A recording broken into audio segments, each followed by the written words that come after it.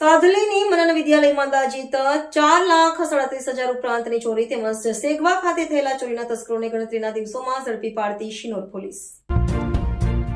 વડોદરા જિલ્લાના શિનોર તાલુકાના સાદલી ગામ ખાતે સાદલીથી ઉત્તરાજ જવાના મુખ્ય માર્ગ પર આવેલ મનન વિદ્યાલયમાં તસ્કરોનો તરખાટ અંદાજિત 4,37,000 ઉપરાંતની ચોરીનો બનાવ બનતા ચકચાર મચી જવા પામી છે.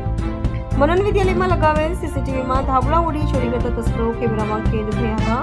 તેમજ તારીખ 20/12/2025ના રોજ શિનોર તાલુકાના આનંદી ગામે શ્રીજી સોસાયટીના નાકે આવેલ Maruti Suzuki showroom Raviratna Motors Private Limited વર્કશોપની ફ્રન્ટ ઓફિસનું તાળું, ટેબલના ડ્રોરો ખાલી ચોરો સર્વિસીસ બિલની રકમ કુલ 70,270ના મત્તાની ચોરી કરી પલાયન થયા હતા.